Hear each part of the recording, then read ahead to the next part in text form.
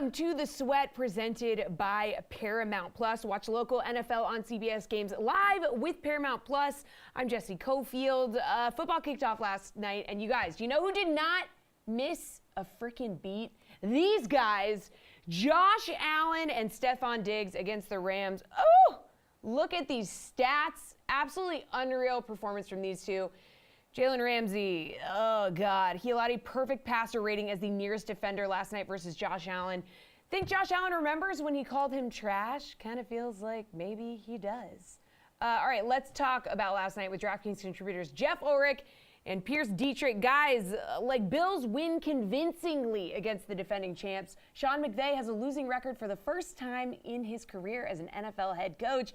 Jeff, what do you think about last night? Yeah, wow. Shout out to Sean McVay. Poor guy. No, I mean, look, it's so easy to overreact to one single game. But, like, we all, like, I mean, I semi-predicted this for the Rams. We all knew that the Rams kind of got, like, just an easy ride into the playoffs last year, and that if this team does regress at certain positions, there is trouble on the horizon. And Matthew Stafford's elbow. We've seen elbow issues derail the careers of good quarterbacks. Allen Robinson couldn't earn targets on the Bears last year. Now he can't earn targets in this Rams offense as second fiddle. He seems done after Van Jefferson comes back. He just seems done.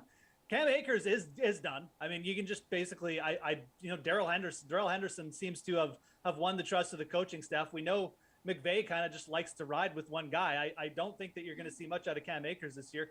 And then this Jalen Ramsey, it's getting to the point with Jalen Ramsey where his last like 4 or 5 games, you wonder if the cliff has come. I mean, there's concerns with the Rams. You can't write them off completely yet. I mean, obviously, they play the Falcons next week. It'll probably be fine. But there's certainly concerns if these guys don't turn around, or if some of these players just kind of don't bounce back. I think that my prediction with we're going to see like San Francisco in this division is probably going to come true. All right, Pierce, do you feel like don't overreact to this game, or legit concerns for you? Maybe I'll semi-overreact, or whatever semi-predicting is by Jeff. But yeah, Jeff has talked about how they did have a pretty easy ride to the playoffs last season. We've also discussed Andrew Whitworth retired, and there could be issues on that offensive line for the Rams, and Stafford got sacked 8 times. He had an arm issue already, so there are some concerns there, but they were playing pretty much the best team in football. And the Bills were pretty much the best team in football last season. They could have easily been Super Bowl champions had a coin toss gone their way. It looks like they're going to be the Super Bowl champions again. The Bills did everything that we expected. There's really nothing to talk about there. They're just going to steamroll this league unless there's some sort of serious injury. You're going to have to play the Bills every week. On the Rams side, I'm not going to overreact. Yeah, the line's not as good as it was last season, but the Bills were just that good. They're just that great. The Rams' offensive line, it's going to let them down occasionally, but they'll be fine. Stafford will be fine. Cooper Kupp got his numbers, even in a game that they lost. The Rams will be fine. I'm not ready to say the 49ers are going to win this division because we know the Seahawks are actually going to win it. Obviously, we know that. All right. So week 1, though, obviously has just begun. So let's get into some NFL over-under. Need you guys to tell me if these bets go over or under in week 1. So Pierce, Chiefs and Cardinals have the highest game total this week at 54. What's your favorite game total bet for Sunday? Where are you going? Yeah, I don't really have a favorite. Week 1, if I'm betting, I'm looking at more of your straight ups. Betting underdogs, looking at a team that you think is undervalued. I'm not really leaning towards the money lines that much. I think this is the week where you bet on teams. But if I was going to bet an over-under, then I like the Browns versus the Panthers. You've got an incredibly low line there, which I think most people are going to try to bet the over on. But if you look at these offenses, there's a reason why the number is that low. Jacoby Brissett is not a good quarterback. I like Baker Mayfield, and I think that the Panthers will be decent this season, if not a playoff team. But Baker Mayfield does not light the scoreboard on fire. The Panthers are not really that dynamic of an offense. He hasn't gotten very many reps with his wide receivers. Christian McCaffrey probably going to have a little bit of rust. And on top of that, the Browns have a decent defense, good defense. Panthers play good defense. I'm expecting an ugly game between the Panthers and the Browns. Not a lot of points going to go on the board. Not going to be fun to watch. Not going to be fun for fantasy. But this thing's going under that really low number of 41.5. Jeff, what do you think? Do you like a game total bet if you had to pick one? Yeah, no, I mean, obviously I don't agree with Pierce's Seattle call, but I do agree with how you should be approaching week one. I mean, I think that the totals are extremely efficient at this point, and there's more opportunity on the sides. But, we're going to still bet some totals here week one. I don't care. I mean, I think that going over on the New England Patriots Miami Dolphins game is something I'm definitely still interested in, even at 46.5. I like this matchup for the Dolphins skill players. Again, like you've Waddle's in, we have no one's talking about Mike Gesicki this offseason. Like obviously Tyreek Hill is there and all the speed in the backfield. Not really sure how the Patriots are going to slow this down. And if you're worried about Mac Jones and the Patriots offense, that's fine. They want to turn the ball over and lead to some quick Miami scores. It just means the pace of this game is going to be quicker, which I do think is going to happen. I think the Dolphins will play at a much quicker pace under Mike McDaniel. And I think they're going to be a much more efficient offense as well. So I look for a bit of a shootout here between the Patriots and the Dolphins. I like going over there. Probably my favorite total, though, is just a team total. And again, the team totals here, that lets you just focus in on one team. Over 8.5 for the Los Angeles Chargers here. This is just another mismatch. I don't think that the Raiders have any of the horses to really slow down the Chargers on offense. I think the Chargers will roll week one. I like going over their team total there. Okay, well, on the low end of game totals, Bears 49ers total sitting at 40. So we're going to see Trey Lance and Justin Fields face off in each of their second seasons. Low passing prop for each here. So 198.5 for Fields, 204.5 for Lance. Like, Jeff, what do we think? You looking at one of these teams to stick to the run game, maybe go under, or are you looking at another game for a quarterback prop? No, I like this game for quarterback props. I definitely do, but you don't necessarily have to go to the passing side for the quarterback props. I mean, what did we see last night? Well, we saw Josh Allen, one of the most prolific rushing quarterbacks. He just smashed every single rushing prop on the board. This is what rushing quarterbacks do in the modern day NFL. Justin Fields, 33.5 rushing yards for Justin Fields. Yeah, we're definitely going over this. Justin Fields was smashing over props last year in a Matt Nagy offense that had zero designed runs for him. And also, you look at this matchup. This is a very, very good matchup to go over on Justin Fields' rushing total. He's put up over 100 yards against the 49ers last year. What did the 49ers defense do? The last 3 years, they've ranked bottom 10 in terms of defending against rushing quarterbacks. So they allow a ton of rushing yards. They did it under Robert Saleh. DeMeco Ryans the last year, they're bottom 10 again. Justin Fields in a great spot here. He's probably going to be behind late in this game, taking off throughout the pocket, getting some prevent defenses, some soft rush yards. Let's go over that. If you want another quarterback prop, Matt Ryan, over 0.5 interceptions. Do not sleep on the Houston Texans week one. Lovie Smith, improved secondary. They had 17 interceptions last year. That's another quarterback prop I like. All right, Pierce, QB prop you're looking at this week? Definitely not in the San Francisco-Chicago game. We just don't know what Shanahan's going to do, and they're going to be playing with the lead. They're more than likely going to just run the ball as much as they possibly can. I can see the San Francisco winning easily, having a very efficient victory, and just not needing Trey Lance to do that much. It's just not one that's jumping off the board for me. Fields is in consideration if this thing turns into garbage time. But if it goes to garbage time, that means I would much rather just play the over. That means that San Francisco's probably scored plenty of points, and then you get some garbage touchdowns from the Bears at the end, and it pushes it. We saw it happen last season with San Francisco beating up on Detroit, and Detroit ends up scoring a bunch of points at the end. Actually makes the game close. The issue you have with Fields is why would you have him out there running? They're not going to win any games this season. They're not playing for anything. Why risk getting him injured? Why risk getting him injured in week one? We don't know what the approach is going to be. We do know that when they run a lot of motion and play action and let him throw deep, he can actually be a pretty good quarterback. So why not just keep playing to that? Whether you win or lose, play to his strengths. Don't really risk him getting injured. Now, maybe he gets a backdoor cover with this prop because garbage time at the end. But I would much rather just play over the total in this. All right, let's talk DFS, guys. Of course, there's a Million Maker contest. Okay, $5 to enter, over $5 million in prizes. So, Pierce, which player in DFS is going over 25 fantasy points to help the team win the $1 million and a seat at the Tournament of Champions semifinal? Well, I'll give you a guy that's going to go over it, but I don't know if he'll necessarily be in the winning lineup. Lamar Jackson is probably the safest bet to go over 25 fantasy points. He's playing the Jets. Jets had a terrible pass defense last season, terrible rush defense last season. They haven't improved very much. We know that the Ravens have have limited options at running back. They have limited options at wide receiver. They're pretty much going to rely a lot on Lamar Jackson. And we've got the contract narrative. We don't know if he's going to sign a contract today or if he's going to wait. He's going to go out there and try to put up massive numbers like we saw in 2020. I think he's pretty safe. And in that same vein, you've got Jalen Hurts as well in a very similar spot, facing a Detroit team that not good against the run, not good against receivers. Both of Philadelphia's receivers could have massive games. They're actually in play for 25 fantasy points. I think Philadelphia is going to be a really popular option on Sunday. All right, Jeff, a guy who's going to give you those fire flames and go over 25 fantasy points. Yeah, no, I mean, I think A.J. Brown, again, like the quarterback, the rushing quarterbacks, definitely we're going to see some big performances. We just talked about Justin Fields and Lamar Jackson, but I'll go A.J. Brown. Again, it's just a complete skill mismatch.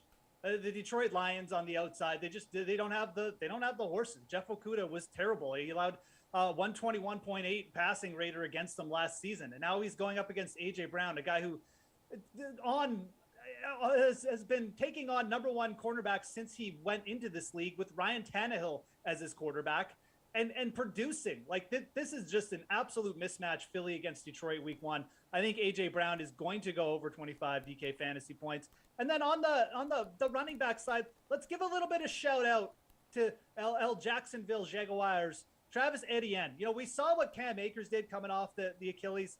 I'm not really worried about James Robinson. I think Etienne is going to be extremely involved. Week one, he's $5,600. Ain't nobody playing the Jacksonville Jaguars offense. So Travis Etienne is a player I think can be very involved as a receiver and could push for that 25-point mark as well. All right, you guys, we have some breaking news from Adam Schefter right now. Lamar Jackson has turned down the Ravens' offer. He's betting on himself. He's going to make $23 million this season. He's expected to be franchise tagged after this year.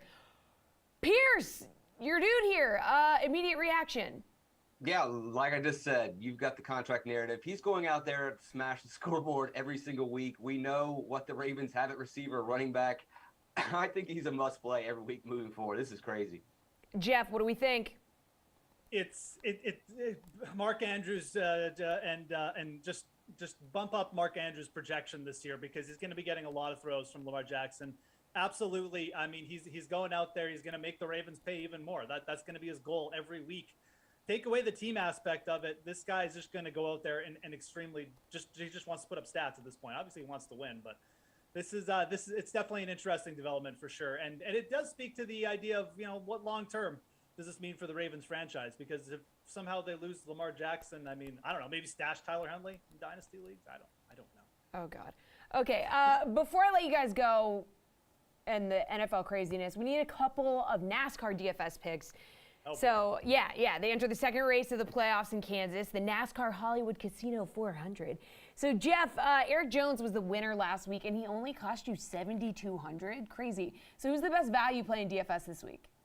My guy Eric Jones, who I predicted to win like 2 months ago or something like that. Now he's coming through at the end of the season. I mean, what is this guy's problem? Anyways, look, we're getting towards the end here with NASCAR DFS.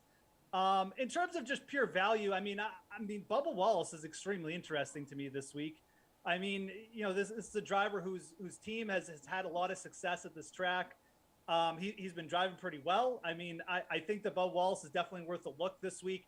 But, you know, if you're going up at the top of the board, I mean, I don't know. I mean, a lot of people are going to be on Denny Hamlin this week, but I like just going down to Kyle Larson, who Pierce talks about as like the Michael Jordan of the sport. So if he's not the most expensive player or the most expensive driver, in the field, then, you know, I think that he presents pretty good value under 11K. So those are going to be two guys I'd be looking at pretty hard for DFS and NASCAR this week.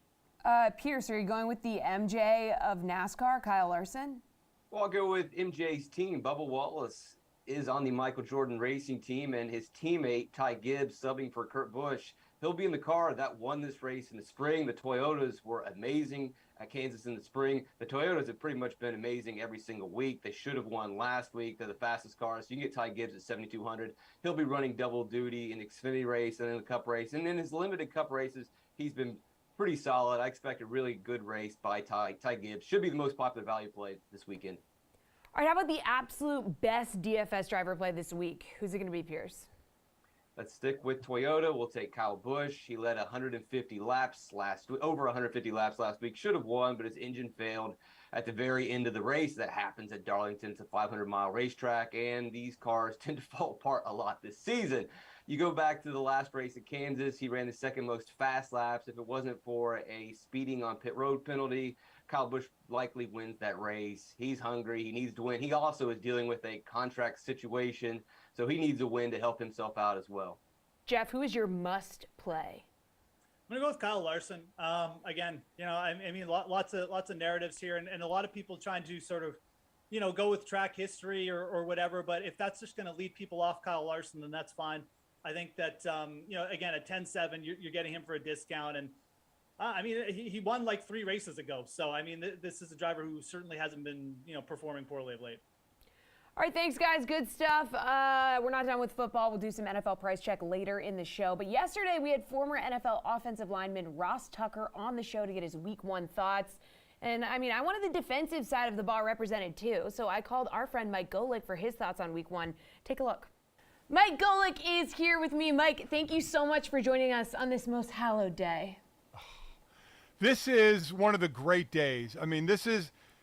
When the Super Bowl ends, we all go into mourning until this day, until we rise again, right? And are like, now really the start of any sports season, baseball, basketball, hockey, it doesn't matter. There's always optimism, right, from fans. But I've said this for years.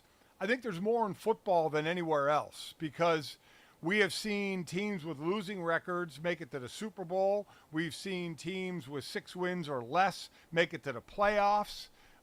So fan bases can always be excited about what's going on, I think, more in football than if you have a bad team in basketball or baseball. It's a little more difficult to kind of pull that surprise, where in football, I think you truly can, maybe unless you're the Jets. Oh, that wasn't nice of me. And I apologize right out of the gate for banging on the Jets. I'm sorry. Jets fans, earmuffs, earmuffs, please. All right, Mike, so like ton of news over the offseason. You got player movement, you got coaching moves, suspensions, injuries early in the year, a lot going on. So when you're looking at this season, looking ahead, what storylines are you most excited to see play out? Well, I mean, I think one of the big ones, and it's not sexy talk at all, but it's O-line, one of the favorites this year, because we all tried to say this a couple of years ago. We all picked our spots to think how much longer Tom Brady was going to be playing. I actually do think this is going to be his last year. And certainly he wants to go out on top, and certainly they're one of the Super Bowl favorites. But, as much as we love watching edge rushers blindside a quarterback, and as a former D lineman, I love seeing that, quarterbacks hate pressure up the middle more than anything else, especially quarterbacks that don't move well. And you look at that interior Tampa Bay line, and they got shredded by retirement, injury, and leaving in free agency to where there's new ones at center and both guards. That's right up the gut to Tom Brady. Now, I know he has an arsenal on the outside to throw to, but Tom Brady, while he's the GOAT, he's still human. You hit him, he will feel it, and it can affect him. And he gets a little ornery when he gets hit a little too much. So that, to me, is going to be one of the really big storylines to watch, that I do think this is his last year, so they want to make that last run. They're going to have to deal with some cap numbers next year while trying to keep this team together. So how well can they do that with that interior O-line being brand new?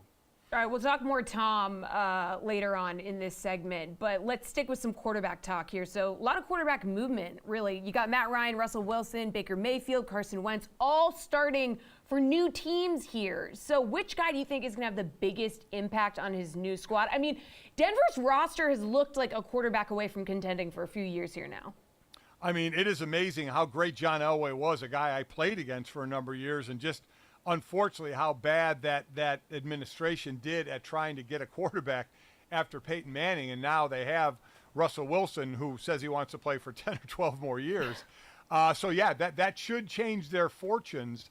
Love their running backs, the two-headed monster they have.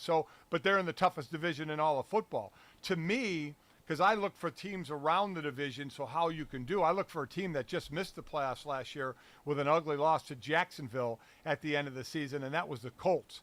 and now Carson Wentz is with Washington and Matt Ryan is there. I think that team can win that division with Matt Ryan. I think he's going to have a monster effect for the Colts. So I look at him. I think Wilson for sure, who's, a walk-in Hall of Famer.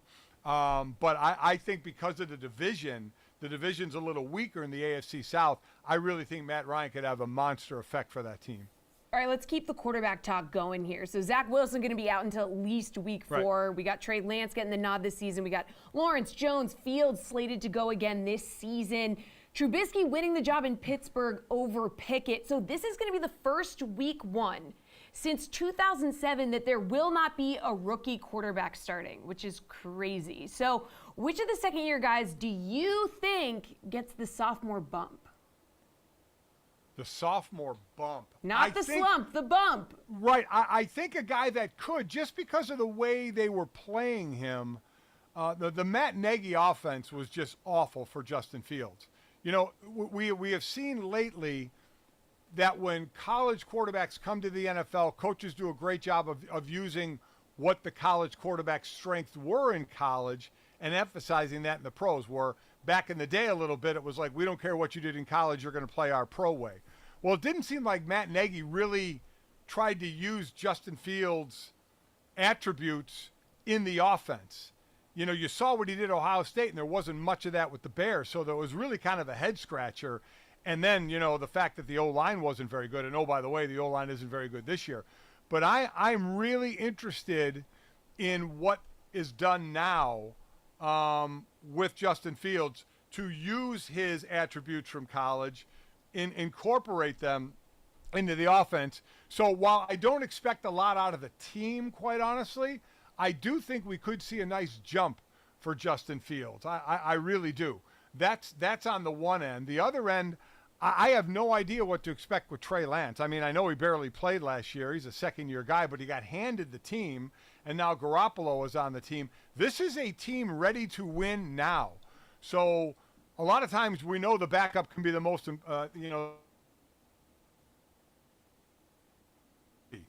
I mean, this will be, if Trey's not playing well, those other guys in the locker room don't give a damn about Trey Lance, coming along. They want to win now. You only get so many bites at the apple.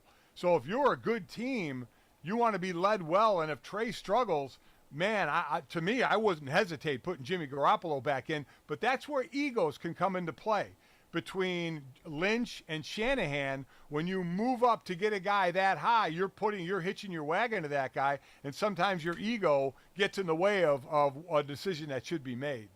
Yeah, actually, sidebar about that. What do you think about them not making Trey Lance a captain? And it was kind of an awkward. Shanahan was kind of like given a weird.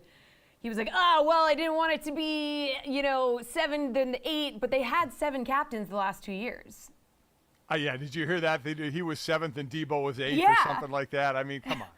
I mean, listen, I think the only other team that doesn't have a quarterback as a captain, I think, I could be wrong, was Geno Smith with Seattle. But, again, I don't look too much into that. The bottom line to me is play, and I guess you could ask the question, why would he be the captain? He barely played last year. I know he was handed the team this year, but he's really done nothing on the field that says, hey, I'm the man to lead this team. Basically, the coach and GM said, you're the guy to lead this team because that's what we want, because that's who we drafted you. But he hasn't done anything yet. So, while it may be a bit of an ego hit to him for that, I also guarantee you he's not happy Jimmy Garoppolo is still on the team, because he knows he's some bad play away from not being able to work through it, but being pulled because it is a good team. But I think that's more of an ego thing than anything else. He can take care of a lot of that by playing well.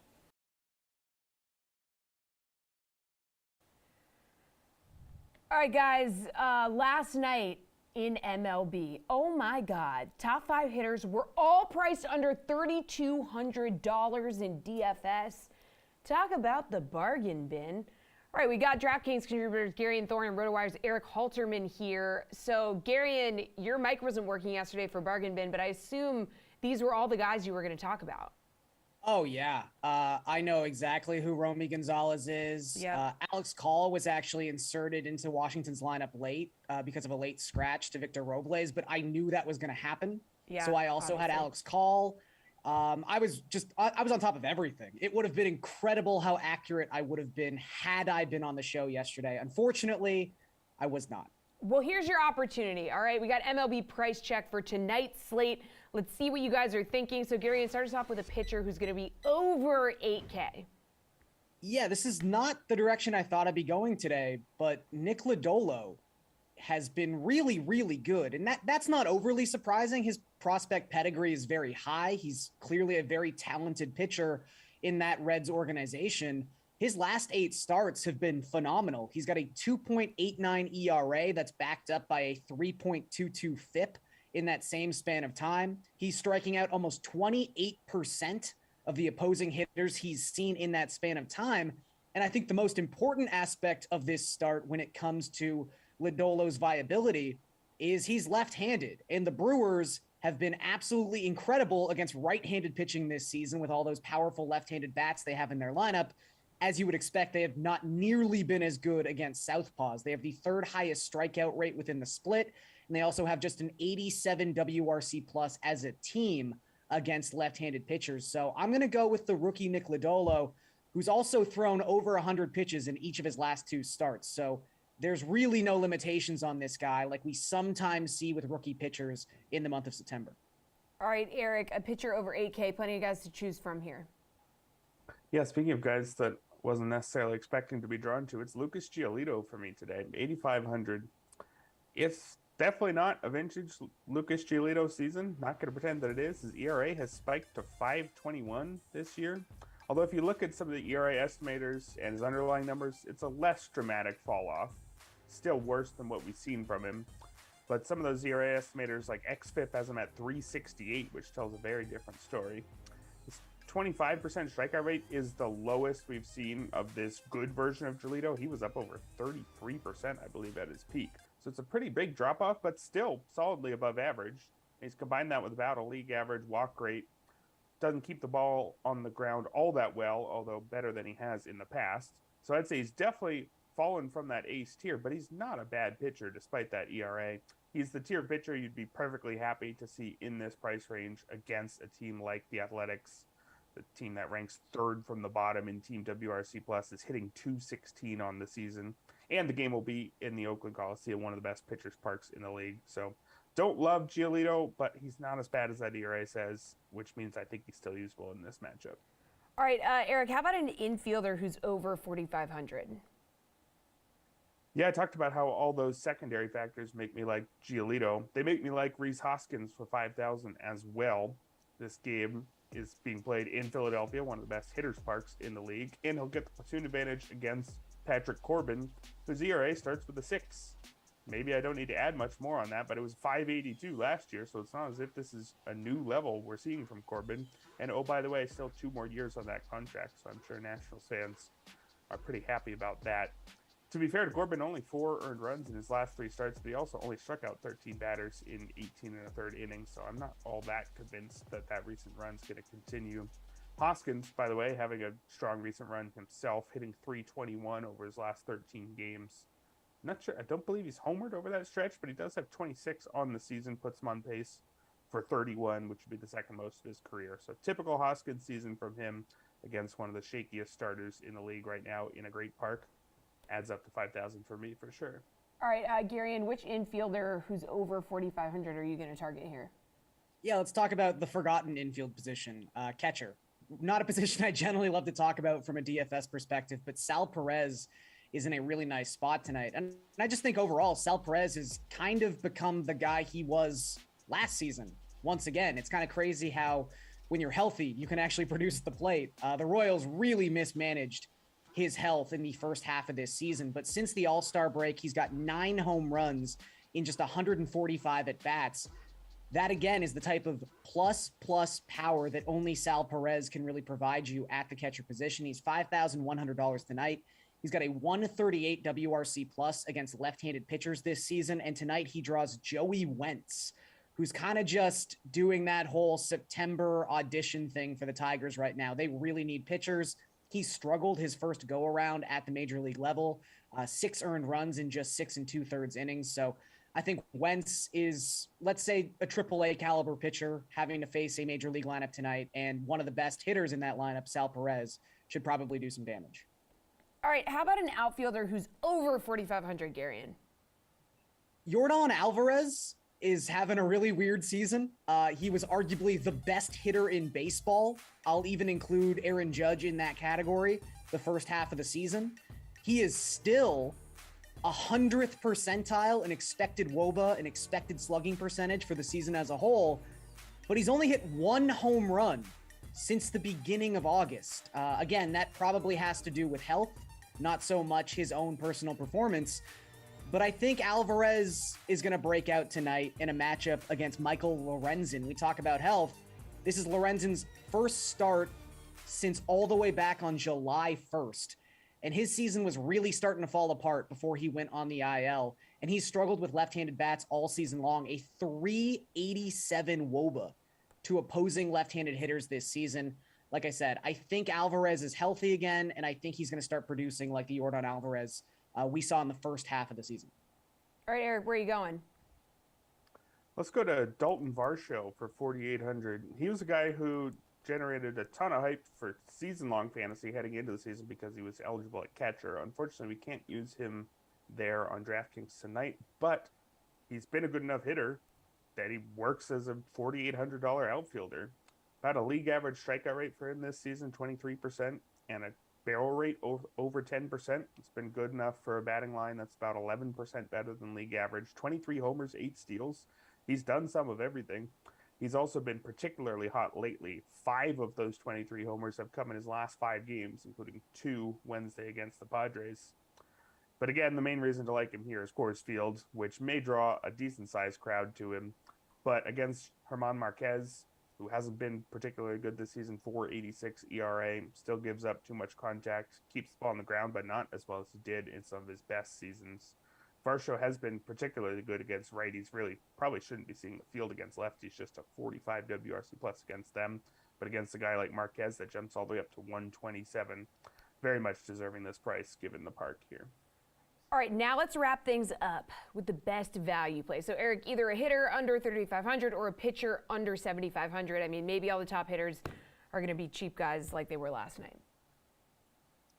Well, there's this handful of rookies who are right at the minimum price that I'm very excited about today. And I think my most exciting option is Tristan Casas, Red Sox first baseman, going again at the absolute minimum, $2,000.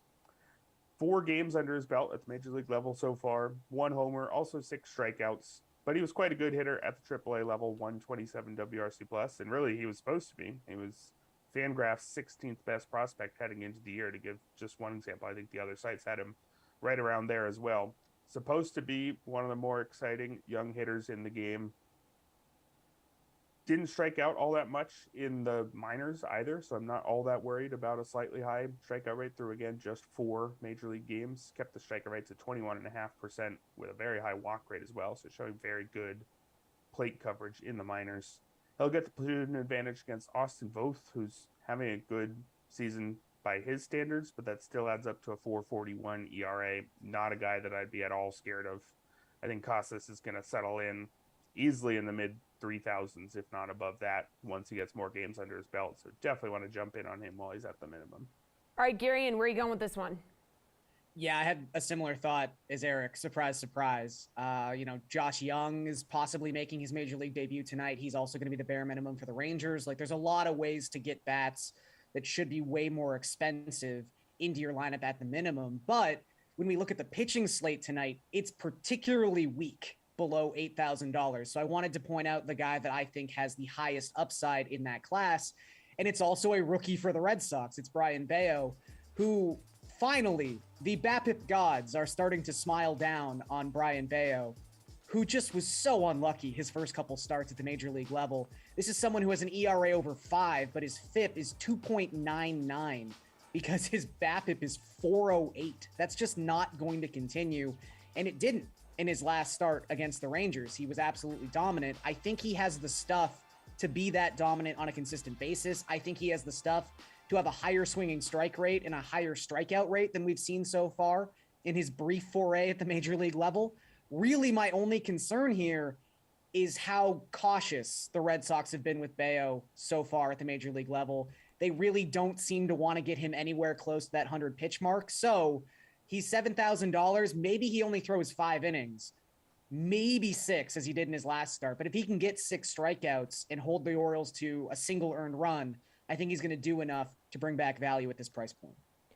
All right, good stuff, guys. Thank you. Earlier this week, Emerson chatted with Phillies backup catcher Garrett Stubbs about who has the best hair on the team, his fantasy football team, and more. But let's hear a little about learning from JT Realmuto and Garrett's season on the mound. What have you been able to learn watching him play, working with him, being in that clubhouse with him every day? Everything, man. I actually this morning turned on MLB Network and they were doing a breakdown of JT and his throws down to second base, which are better than everyone in the league by a significant margin. So being able to watch him, his preparation before the game, and then taking all that preparation into the game, the way he catches from a framing perspective or receiving perspective, and then throwing down to second base. He's the best in the league, and I feel lucky to be able to play behind him and see him do his thing every single day. And you're no slouch at the position. Like we know you've won the Johnny Bench Award back in 2015 as the nation's best collegiate catcher here. I mean, you've got to have some like big goals set for yourself. Yeah, no doubt. You know, I mean, growing up, you always want to be a major league player, and I'm getting to do that now. And so being able to be behind one of the best, or the best in the league, in my opinion, you know, it's a good place to learn. And, you know, if I can be JT Realmuto's backup for the foreseeable future, I don't see that as a very bad job. You know, tough job, sure, but a great job to have. So I love the position that I'm in right now. You know, whatever the future holds for me, that'll be for a different time. But the position that I'm in right now, I love it. And, you know, JT's a great dude, so it's fun getting to work with him every single day. Yeah, Garrett, and I feel like the position of just catcher has been changing so much, mainly because of the way like pitchers have been changing here, right? Because I feel like they're all throwing upper 90s now, like insane movement. It's never felt the position of pitcher more advanced than right now. So who would you say the hardest guy to catch is on the team? Yeah, I agree with you. The pitching in the league now is incredible. You know, you used to have Aroldis Chapman throwing 100 miles per hour. Now I feel like every single team's got 1, 2, maybe even 3 guys in the bullpen or a starter. I mean, we have DeGrom going out there and throwing 100 miles per hour for 7 innings. The hardest pitcher that I've caught on our staff has got to be Jose Alvarado. I mean, He's a big left-handed pitcher. Throws 100+ miles an hour. I caught a pitch earlier this year at 102 from him. And then he's got a 94, 97 mile per hour, what they call a cutter, but it's a bona fide slider at 95 miles per hour. So I don't know what it looks like hitting. I don't want to know what it looks like hitting. But I know that from behind the plate, his stuff is electric. And we've got a good shot when he's on the mound. Yeah, I know you just mentioned DeGrom. Like, if you could call a game for any pitcher in the league right now who is not on the Phillies roster, who would it be? I mean, there's a guy you mentioned who's throwing like 100, like deep into a game too. Yeah, I mean, you know, DeGrom's got to be on that list. I was fortunate enough to, when I first got called up, to be able to catch Garrett Cole. Oh, that's sweet. Definitely one of the more fun games I've caught in my career. Got to catch him multiple times. And so he's also a good friend, great guy. And so I think I would go with Garrett Cole. You know, already done it before, but, you know, even more reason to want to do it again. Yeah. Do you ever talk to other pitchers like around the league and any of them like, catching for these aces? And you ever just kind of pick their brains about what it's like catching them? Like a guy, whoever's catching Shohei Ohtani? Something like that? Yeah, sure. So Max Stassi, who catches Shohei Ohtani quite a bit over there with Anaheim, I actually came up with in the Houston Astros organization. So, yeah, I mean, you watch guys go and, you know, during stretch, they'll be talking in the outfield. You know, sometimes it's not always about baseball. Sometimes you guys are just catching up. But to be able to pick each other's brain around the league without giving away any secrets. Yeah, it's something that people and guys do all the time, whether it be before a game, off the field. It's a good resource, and guys are mostly open to helping other guys around the league get better. Yeah, now Garrett, this isn't really a knock on you. I don't know if you're really in the same category as Shohei when it comes to pitching, because the ERA this season, 3 games that you've gotten in there on the mound, it's sitting at 21. So how do we plan on getting this number down? Hey, I am a two-way guy. All right, 3 appearances makes me a two-way guy. Yes, so it is. Don't get that twisted. Yeah, the 21 ERA we need to bring down a little bit. I'll tell you that. Who would you compare your pitching style to? Compare my pitching style to?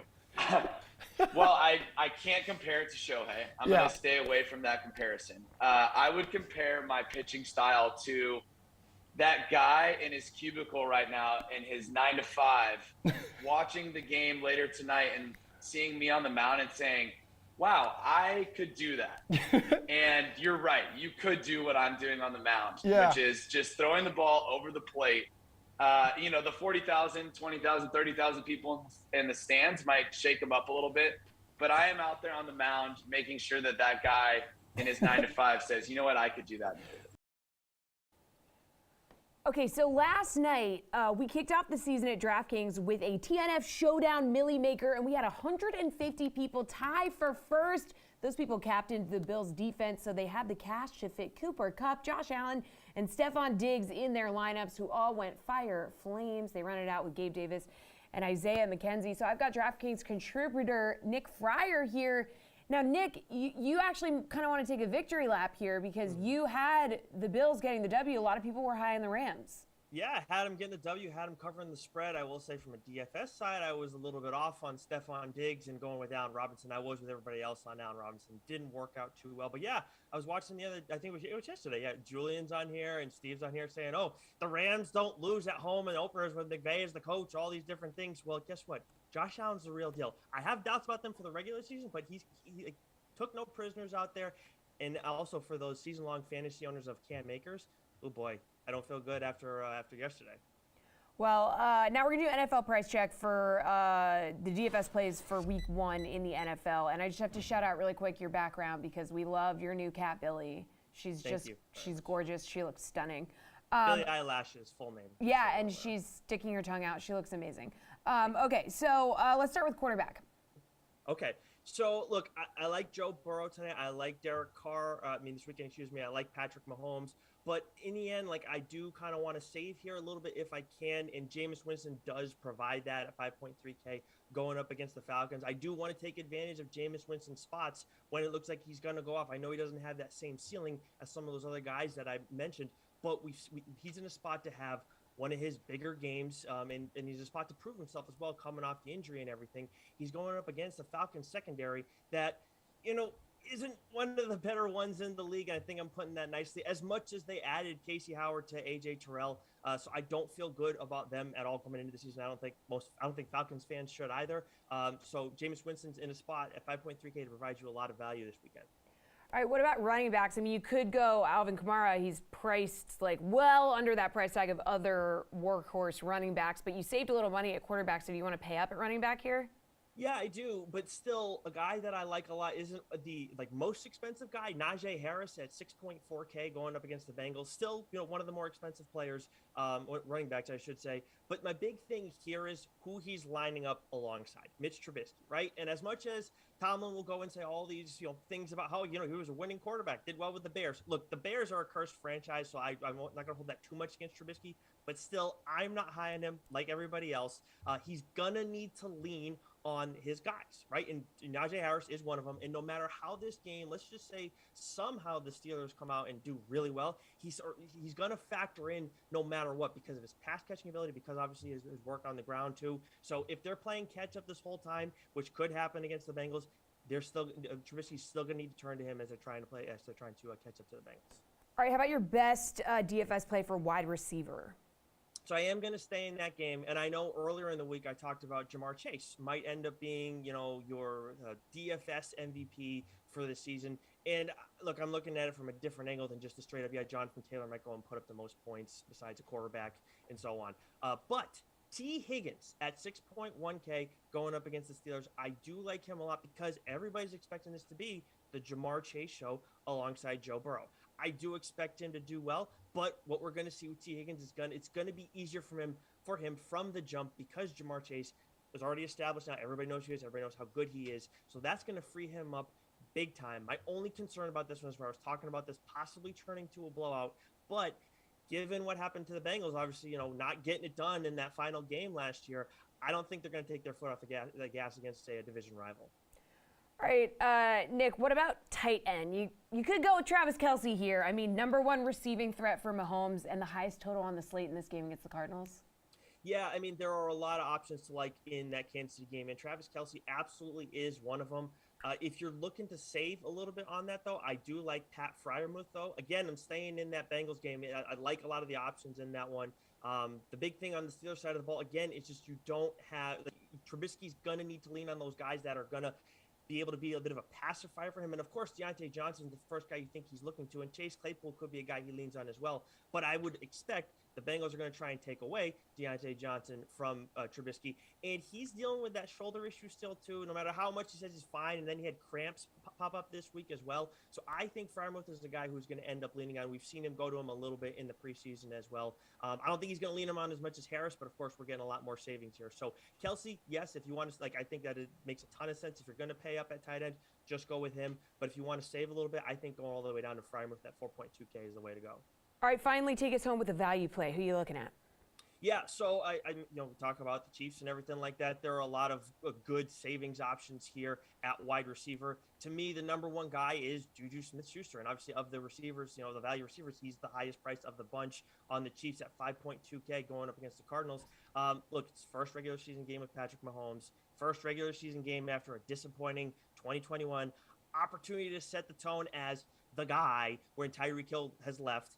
And he's facing a bad secondary at a relatively cheap price too. There's a lot pointing to Juju as the best option here to save some money. And if something pops up with his knee between now and Sunday, I mean, Valdez-Scantling is 4.7K, Sky Moore is 3.8K, and I think Hardman is, I think he's at 4.6K. He's a little bit cheaper than Scantling. So you have options there. I would monitor him still, but I feel comfortable going with him this weekend. All right, there you have it. All the best DFS plays and the best cat in the game. Billy, we love you. Now be sure to enter the $5 million contest on Sunday. It's $5 to enter. Get in there now. We're going to be back with college football after this. But first, a little insight from Steve Buchanan on the Sunday Night Showdown presented by KFC. Hey guys, Jesse Cofield here with DraftKings contributor Steve Buchanan. Welcome to this week's Showdown Spotlight presented by KFC. So we got a great matchup to kick off this Sunday night schedule. You got Tom Brady and the Bucs visiting Dak Prescott and the Cowboys. Plenty of star power at quarterback and receiver. So who stands out to you, Steve? Who is going to be your KFC bucket pick? Yeah, I'm going to go with Dak Prescott here. I think the Cowboys are really going to struggle with their run game. Obviously, Tampa Bay has one of the top run defenses in the league. When they played last year, they only got 60 total yards on 14 carries. So I think Dak Prescott is going to really need to go through the air in this one against his Tampa Bay defense. So give me Dak Prescott. All right, who are you stacking with Dak Prescott, your bucket pick? Yeah, the solidified wide receiver one in this one, CeeDee Lamb. He's going to be their top target overall in this one here. He should see half of his routes against Sean Murphy-Bunting, who was one of the guys that they could really go against last year, all throughout the year. And we saw Lamb do really well against his Bucs teams last year, caught 7 of his 15 targets, over 100 yards and a touchdown. Give me Lamb in another big performance here. All right, thank you, Steve, and thank you for watching this week's Showdown Spotlight presented by KFC. Order all your family-style favorites and keep your team fueled all season. That's finger licking good. So, not a lot of competition for the top 5 college football teams this week. Couple of spreads not on there yet, but we're expecting them to be as large as these other ones. So, yeah, DK Nation's Chinmay Vaidya is joining me now. We're going to talk college football best bets, Chinmay. So 3 ranked matchups this week. Let's start with Pitt and Tennessee. Samir Dayouk is in here behind the camera. He's a Pitt guy. What's a bet in this one that you like? I really like Pitt +6 in this matchup. Pitt won this matchup last year, and even though Kenny Pickett and Jordan Addison aren't there, Pat Narduzzi has done a really nice job with that program, and they get the home game this time against a Tennessee team that struggled last time in this matchup. And Keaton Slovis is not a bad quarterback by any means. Pitt is coming off a huge win over West Virginia in a rivalry game, and they're fired up. So I like the Panthers. It's plus 6.5 right now, as you can see on the board. So give me a team that I think could easily win this matchup straight up. But if you're giving me 6.5, I'll definitely take that for the Panthers here. All right, Chinmay, how about number 20 Kentucky versus number 12 Florida? This is one of the more underrated matchups of this week. I think this is going to be an excellent game. I really like both quarterbacks, Anthony Richardson and Will Levis. It's going to be a back and forth game, but I think you have to go with Florida in this one. And I know the spread is kind of off a little bit, but you can adjust it a little bit, -3 or -7 to get, if you want plus money play at -7, I think that's there. The Gators have won every matchup in this series from 1986 up until 2018. So the last 4 matchups have gone back and forth. The Wildcats have won 2, the Gators have won 2, but Florida has historically dominated this series, and I like the Gators to get the job done again tonight, or again Saturday in this one. So give me Florida. You can manipulate the spread either way you want. Maybe make it closer if you think Tennessee, or if you think Kentucky's going to keep it close, or if you like -7, which is a touchdown for Florida, that'll get you plus money. All right, Jimmy, we got a good late night matchup. Number 9 Baylor visiting number 21 BYU. Do you have a lean in this one? I really like Baylor in this game. I know BYU is a tough team to play at home, and typically, those late night kickoffs on Saturday tend to get to some teams, but I do like Baylor. I think they are the better team, and you get a nice plus money bet here on the higher ranked team. So I think this is really a no-brainer. I'm going with the Bears in this one. All right, any team in danger of an upset here? A lot of cupcakes in week 2 for the majority of the top 25. Yeah, it's not a particularly great schedule for those people looking for upsets early, but you tend to look for ranked teams that are having to go on the road at this point in the season. So I like, Wake Forest going to Vanderbilt. Sam Hartman is coming back. Is he a little bit rusty after sitting out most of the preseason in week 1? So that could be a potential game. USC going to Stanford is always a bit of a toss-up game. And even Oklahoma State, they looked very shaky last week against Central Michigan. They host Arizona State, who's coming off a big win in week 1. So those are 3 matchups that I would keep an eye on as far as the upset goes. But as you mentioned, not a great schedule when it comes to creating chaos in college football this week. All right, Chimney, what about your favorite game total bet? I'm looking at USC and Stanford. It's sitting at 67 right now. And the way I see this game going is either USC absolutely destroys Stanford and blows them out, and there's no chance of either team or both teams combining to reach this total, or it's a really, really tight game where Stanford mucks it up and makes it, a defensive showdown. And I think those are really the only 2 ways that this game goes. So I think 67 is just way too high for this matchup. So I'm going under on the total in that USC Stanford game. I just think the way the game script is going to go, it just won't reach that mark. All right, slate approved pick, please, Chinmay. Your absolute favorite bet on the board for Saturday. What is it? I feel like a lot of bettors are going this way, and I know that this spread can be a little bit scary for some people, but I'm going Alabama minus. I got it at -20. You can get it at -20.5. It might go up to -21. Who knows? But Alabama in these showcase games just tends to run past opponents. Since 2015, they have always been put in the showcase game against another sort of nationally recognized program, and it's never really been that close. 2015, they beat Wisconsin by 18 points. 2016, they beat USC by 46. They took on number 3 Florida State and won by 17.